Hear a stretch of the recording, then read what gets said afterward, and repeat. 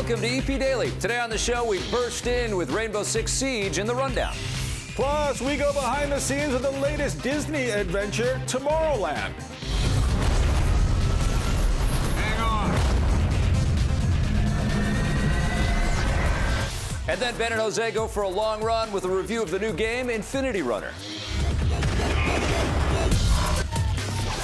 Also coming up, we get some roguelike action with Rogue Legacy, Scott tilts and falls with Tiltagon, and much more today on EP Daily. Brought to you by EB Games.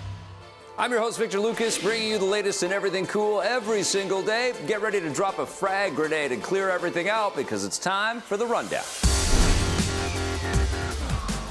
It's been more than 7 years since the last big Rainbow Six game hit consoles, but that's about to change. Ubisoft has announced that the long-awaited Rainbow Six Siege will finally hit the PC, PS4, and Xbox One on October 13th. This time around, there's a stronger focus on multiplayer than previous games, and there's also destructible environments, so you and your team will be able to burst in on the bad guys in a whole bunch of different places. A closed beta test will take place later this summer before the full game's release. Nice one, guys. Arrow and the Flash can't keep the world safe from bad guys all by themselves. Take a look at the new TV series, Legends of Tomorrow, a spin-off of Arrow and the Flash that takes place in the same small-screen universe. It sees supporting heroes from both of those shows join forces to create an unstoppable superhero team, and the roster includes Hawkgirl, White Canary, Captain Cold, Heatwave, Firestorm, Rip Hunter, and The Atom. Legends of Tomorrow is expected to premiere in early 2016. I know exactly what to do with it. Here to help me breach and clear through some of these topics in the rundown is my pal Marissa Roberto. Are you a fan of Rainbow Six? Have you played many of these titles? I am a fan of them. I like watching them from afar, but I've never jumped into any of them, except this one is really intriguing to me, and I think maybe it's because I've been playing so many of these tactical shooters. I've been loving them so much that I feel like I would really like this one. Well, this brings back, this franchise brings back some great memories for me, especially online multiplayer, especially on that first Xbox. I couldn't get enough. Was Rainbow Six 3. Loved that game so much. And I was really blown away by the Ubisoft reveal of Siege last year. So thrilling, so much more about not just taking out the bad guys, but really trying to preserve life and save the hostages. And I like that element of danger. I like that heroic kind of undertone. Exactly. It feels real, which is nice. So that's what you want in a video game like this. And the team behind it is so excited about it, and I love seeing it. They're not just putting it on, they're so stoked about this game. Yeah, this is next-gen technology. Yeah. I am super stoked to see this thing at E3, and I think it's going to be one of the standout games. So don't disappoint us, Ubisoft. Now, Legends of Tomorrow has been announced. This has been a long-rumored spin-off show that stars some of the cast members and some of the heroes from Arrow and the Flash. They're bringing a whole bunch of different characters together. Right. I get the sense you've had enough. Well, are you getting off of the CW superhero bus? Vic, oh my God, it looks so cheesy. It looks so cheesy. I do think this is for the fans of the fans, though. You know, the fans of the shows. This particular series, I feel like it's getting a little narrow casty, but I think that Brandon Routh is probably the best thing in the new season of Arrow. I think he's done an awesome job as the Atom. Yep. Well, okay. I'm fired up, but I think it's getting a bit nerdy, and Hawkgirl is a hard one to explain to anybody. Hawkgirl. It's Hawkgirl. It sounds like Hot Girl, though, when you say it really quick, and I don't know, it kind of throws me off a little bit. But she is a hot girl, too, though. Okay, well, we don't need to get into that right now. Yeah, she's a beautiful lady. But I don't know anything about Hawkgirl either. So these are all just foreign to me, and I'm not sure what, I don't know what the future of DC, man. I don't know. They're creating a really, really big universe, and that could be the downfall, or that could be an element of, people getting burnt out a bit, but I'm a nerd for this, and I'm excited. Speaking of other universes, there's a Disney universe that we're also involved in, so let's take a look at behind the scenes of Tomorrowland. That's not mine. What's not yours? The pen. I've never... No way. The ideas of science and exploration and medicine and all the things that we've grown in over the last 3 or 4 centuries, particularly in the last century, so quickly, is able to grow without versions of politics holding it down. It was able to grow because it was pure, and they just said, this is the smartest people, these are the most interested people, all working for the same goal, which is to make their world better and hope that that can spread. It was so different from anything else I had read in the sense that, you know, it wasn't based off a book. It's a topic. Tomorrowland, I knew about the geographical location in Disney World, but there was no backstory. So that's what was so interesting. They found this really unique way of telling the story that people have a connection to, but they don't really understand where it comes from. And the story gives people a connection to Tomorrowland in a really beautiful way, and it has everything. It's like an action, adventure, drama, there's friendships, there's family, drama that's happening, and it's all tied in so perfectly together. Did something happen over there? Something bad? Tomorrowland is a better alternative. It is a better future. It is the better future that a small number of people dared to conceive and pursued as their own private project at a time, or soon after a time, when actually private innovation was a very, very powerful force in America. You know, the Walt Disneys and Henry Fords and so on, who were these gigantic engines of development and economic change and scientific exploration. And so this was at a time when people didn't necessarily look to the government to steer an entire nation on a national path. This was a time when a handful of very, very bright, very dedicated people could set off on these explorations. He thinks you can fix the future. It's more about the journey than it is about the destination. We don't just go there and hang out. It's more about being implanted with a vision and then pursuing the vision, and who are these characters and how do they know each other and how do they relate to this. It's a little bit of mystery, a little bit of road movie, a little adventure, a little comedy, a little action film. It's a lot of things mixed together, and I think in a very new way. Take me there. Take you where? The promise of Tomorrowland is that the future is what we make of it. And if we believe that the future is going to be better than the present, then that's not something that's going to happen on its own. We have to go out there and make that change ourselves. And it really is a self-fulfilling prophecy. If you give up on the future is going to give up on you. And Tomorrowland is really this shining beacon of hope and a representation of this is what it looks like when you don't give up. This is what we are capable of. This is what we can achieve.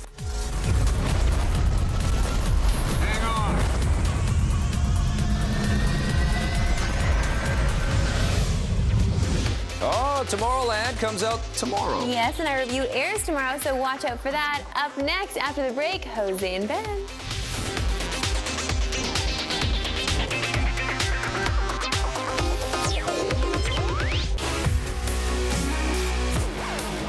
Welcome back to EP Daily.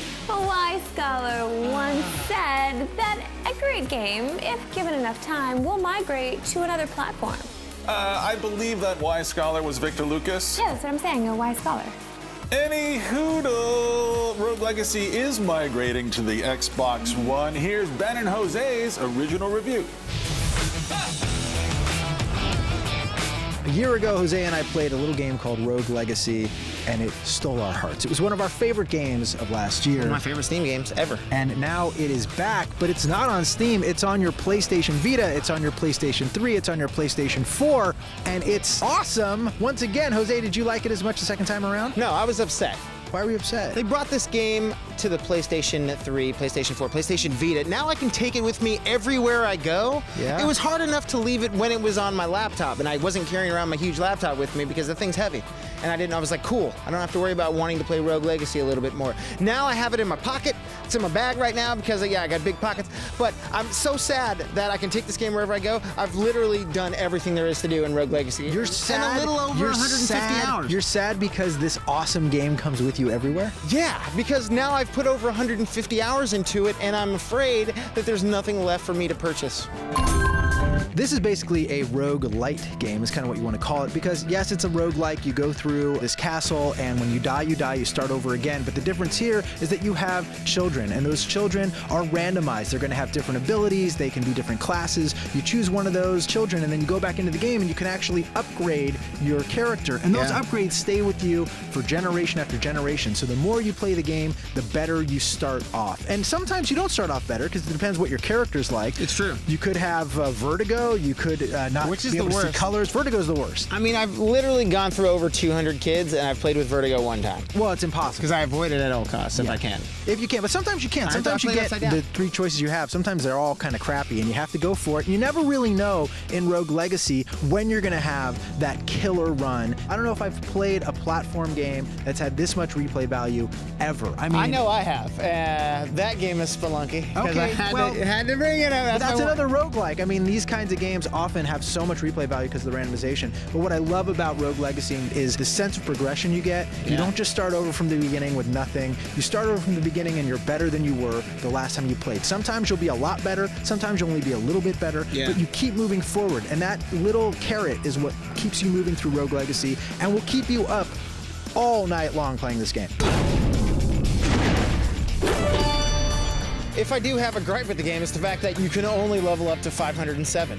Random number, but I wish I could keep going. Like, I wish That's the lamest gripe I've ever heard. I mean, about a game. Only 507 levels. Well, it kind of sucks because now that I've gotten to the point where I've literally purchased every piece of equipment, all of the upgrades, everything is maxed out on my castle, there's no reason for me to care about the money so much. You're basically complaining about a game that you've completed. You're upset because you've beaten it and now it doesn't give you any more games. I mean, no, but it's games end. You played 157 hours. Like, be cool with that. I'm just trying to find a negative for the How people much money out did you there. spend? You spent $10. How much does this thing cost? 10, 15 bucks? Something like that. Who cares? It's well costs worth the nothing. money. It doesn't matter how much it costs. It can cost $40. You should still play it because 150 hours and he's bitching about it. I'm sure the folks at Cellar Door Games are happy to hear that you are pissed off that their game only gave you 157 hours of the second time. This is the second time. You've already played it 157 hours on the PC because we reviewed that game last year. So now we're talking 314, is that right? 314 hours. Yeah. For what? 20 bucks, 30 bucks? Yeah, something like that. I cannot. But I cannot. You know what I do? I cannot. You know.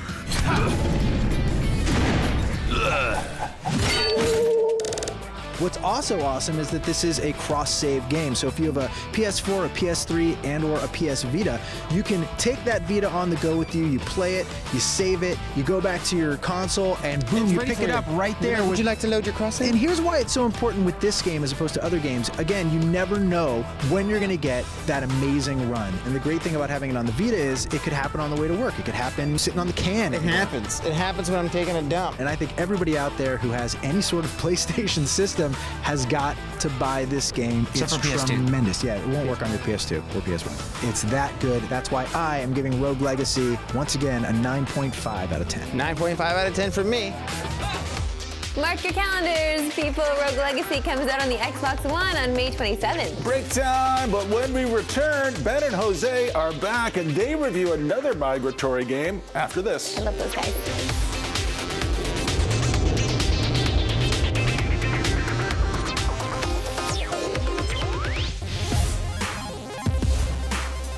EP's mobile coverage is brought to you by Gameloft, makers of Dragon Mania Legends, which you can play for free right now. Pocket time again, everybody. Today I'm taking a look at a game for your iPhone called Tiltagon. Basically, the way this game works is this. You've got a little ball and it's on top of a little platform, and what you have to do is go from platform to platform, collecting widgets along the way. Now, each time you go to a new platform, the counter goes up by 1. The game keeps track of your high score. Getting through these levels, very challenging, all kinds of obstacles in your way. There are all kinds of death traps and devices that are designed to push the ball off the platform. Also, each platform disappears after a few seconds.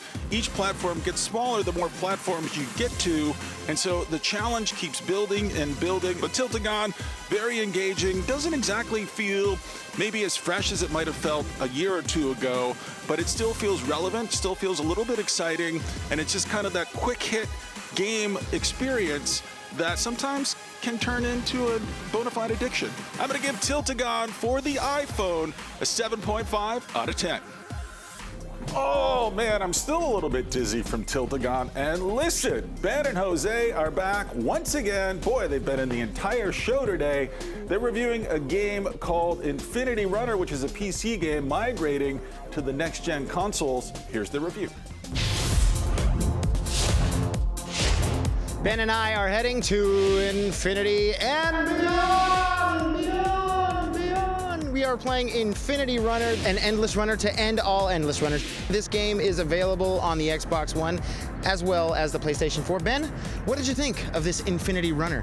Well, it's an endless runner, and we It's an Infinity Runner. We've played. It is technically an Infinity Runner. We've played so many of these endless runner games, mostly on our phones and tablets. Yeah. So it's interesting seeing one come to the consoles. This was actually on the PC as well, and I was interested. How are they going to make this work? How are they going to make us run infinitely without really having the touch controls that we're so used to with these kind of games? And the answer is they're just going to put it on a gamepad and it's going to suck. Yeah. That's their answer. That's pretty much it. They're going to make it suck. Yeah. This game is terrible. Literally, you are a naked guy, and you are running through space tubes. Wait, space tubes on a spaceship called the Infinity. The Infinity. You're and you're running. Infinity Runner. The spaceship is called the Infinity, and you're running for infinity. There was a point in this game, I was about 2-3 minutes in, and I was just like, you know what, I'm gonna try the Endless Runner, because it's an Infinity Runner mode. There's 7 levels that you can go through in this game, but I was like, you know what, I'm gonna try the mode where I can just run forever. They have these crazy space jumps where you're jumping from like bridge to bridge. I jumped in space, 6 hours. I was up in the air for 6 hours. I did not come down. I thought I was gonna like eventually hit the ground. I mean, look, here's like the first like 5 or 10 minutes, here it is. There's me in space, and then 6 hours later, I was still doing that same jump. I never came down. I thought that it was just like the biggest jump ever in the history of a video game. I went to bed. I woke up, I was still in this jump. Wow. I unlocked all the trophies, so it was great. You found a world record-setting bug. I just thought you were that badass of a naked guy. You could just jump in space and never have to worry about coming down. I'm just impressed that you actually found something cool and fun and interesting in this game, because I couldn't even find that. Whoa, whoa. Come on. Yeah. You can become a werewolf in this game. But that bummed me out, because when I was looking at the art for the game and I was all excited when I was buying it on my Xbox One, I'm like, look at that, it's a space werewolf.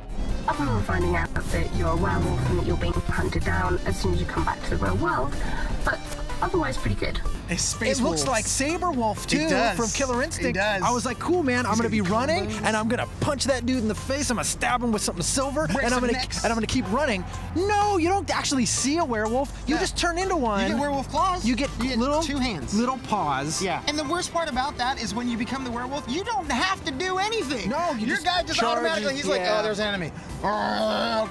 You can jump on walls. That's scripted. You don't get to choose when you want to do that. It's like if you don't do it, you're green pad, jump on the wall. You're gonna fall into a pit. The problem with this game is not just that it's kind of lame looking and kind of lame playing. It's, you're just being shoved forward and you're just kind of choosing directions. It's that it doesn't really work very well. Like, you don't really know when you're supposed to slide or when you're supposed to jump. You learn those things over the course of the story through trial and error. There's a learning curve. So you just kind of like learn what the moves are you have to do through each of the story levels, which are, it's a very short story. Levels. Yeah, it's a very short story. There's 2 sections to each level. The last level is Biodome, and there is no Pauly Shore.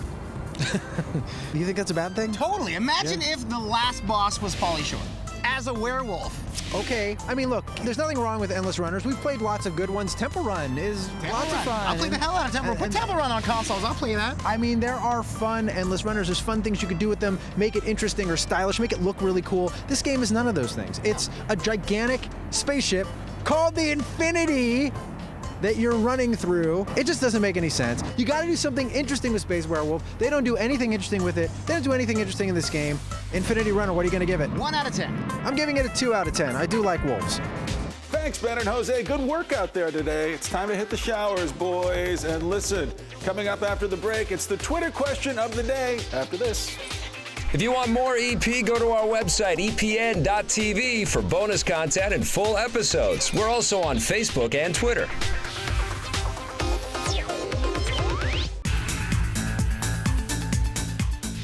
Welcome back to EP Daily. It is time for our Twitter question of the day. This one is from our old friend Wesley RMB, asking, are you ever going to review the 1989 classic video game movie, The Wizard? Oh. That is actually a pretty decent question. That was Okay. Fred Savage and Dabney Coleman. I'm sure I've seen this movie. I can't recall anything about it except for the Power Glove. That's the only thing I can recall. I don't know anything about this movie. I was a wee lass, but I do like Fred Savage. Yeah, So maybe we should. I think it'd be fun to do a whole series of reviews of video game movies. Yeah, okay. Wouldn't that be a cool I like that we thing do to this production meeting thing on air. We're It's- doing it live for you right now. We're It's gonna like figure Big this out. Spaceman, but on EP Daily. I like it a lot. Well, good idea, Wesley. We may steal that. that one. And remember, you can get caught up on all kinds of cool stuff at our website, epn.tv. We got more coming for you in the next episode of EP Daily, including a review of Welcome to Me. Thanks for watching. Bye. EP would like to thank its sponsors, Nintendo, Xbox. I thought I asked you not to eat. It's a banana. This is a strange film, and I like the fact that it's so unapologetically strange. Kristen Wiig plays a woman who's not well. Psychologically, she's got problems. Mental health issues, yeah. She wins the lottery, and so what does she do with her money? She makes her own kind of Oprah television show. Yeah, she's totally obsessed with Oprah. She has littered across her apartment video cassettes, VHS cassettes of previous Oprah episodes. So when people are with your show, You EP, think? yeah, they watch you and they repeat what you say. I'm cool with that. Yeah. And so she can word for word repeat all of these old past Oprah shows. She's also addicted to all kinds of infomercials. And yes, she does win the lottery. I guess they need to have some kind of crazy premise to make this a contained story. 15 and 54 and 39. Thanks for calling the California Lottery. If you're calling to report a winning, just say, I'm a winner at any time. I'm a winner at any time. And that really sort of escalates her ability to do whatever she dreams of or has dreamt of. And what she dreams of is to build a talk show centered around herself. But she has multiple personality disorders, so different versions and different stories about how she got to where she's at start to kind of come to life. So, you want to talk about current events? No. A show with guests and do interviews? No. What kind of stuff do you want to talk about? Me?